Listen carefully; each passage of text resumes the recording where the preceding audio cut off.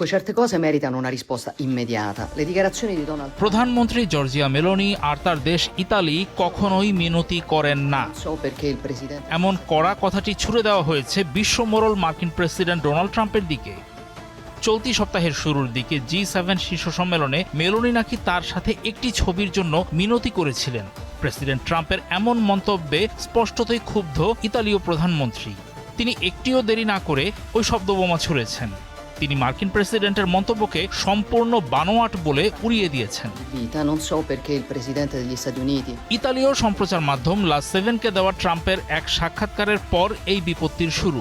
তিনি দাবি করেন ফ্রান্সের এভিয়ান লে বে রিসোর্টে অনুষ্ঠিত G7-এর বৈঠকে মেলোনি তার সঙ্গে একটি ছবির জন্য অনুরোধ করেছিলেন। 19 জুন চ্যানেলটির ওয়েবসাইটে প্রকাশিত ওই সংক্ষিপ্ত সাক্ষাৎকারে ট্রাম্প বলেন মেলোনি নাকি তার সঙ্গে একটি ছবির জন্য কাকুতি মিনতি করছিলেন। মার্কিন প্রেসিডেন্টের দাবি মেলোনি নাকি এতটাই ব্যাকুল ছিলেন যে তার মায়া লেগেছিল, কিন্তু ট্রাম্প চাইলে নাকি বিষয়টি এড়িয়ে যেতে পারতেন।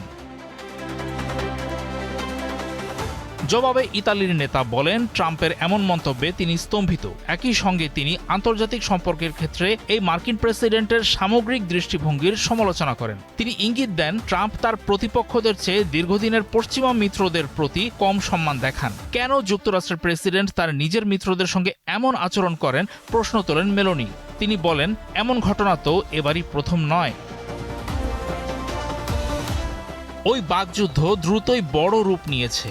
ইতালির পররাষ্ট্রমন্ত্রী আন্তোনিও তাজানি ট্রাম্পের মন্তব্যকে গুরুতর এবং ইতালির জন্য আপত্তিকর বলে নিন্দা জানান।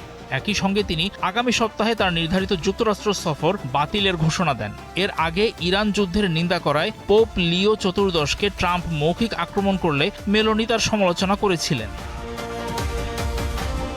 G7 সম্মেলনের ভিডিও ফুটেজে দেখা গেছে একটি ছোট সোফায় পাশাপাশি বসে মেলোনি ও ট্রাম্প দীর্ঘ সময় ধরে একান্ত আলাপ করছেন। কিন্তু ট্রাম্প বিষয়টিকে এমনভাবে উপস্থাপন করেছেন যেন এই কথোপকথন মেলোনি নিজে চেয়ে নিয়েছেন, ট্রাম্প নন।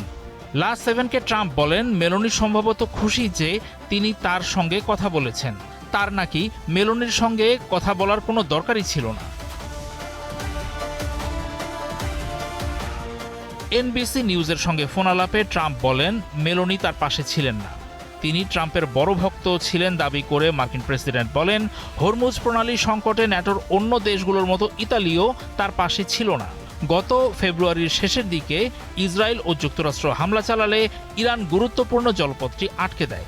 ট্রাম্পের অভিযোগ যুদ্ধ শুরুর পর ন্যাটো মিত্ররা মার্কিন বাহিনীকে কোনো সহায়তা করেনি। অথচ ইউরোপে একসময় ট্রাম্পের সবচেয়ে ঘনিষ্ঠ রাজনৈতিক মিত্রদের একজন হিসেবে পরিচিত মেলোনি ট্রাম্পের অভিষেক অনুষ্ঠানে যোগ দিয়েছিলেন। সেই অনুষ্ঠানে উপস্থিত থাকা একমাত্র ইউরোপীয় নেতা ছিলেন তিনি। ট্রাম্পও এর আগে মেলোনির প্রশংসা করেছিলেন।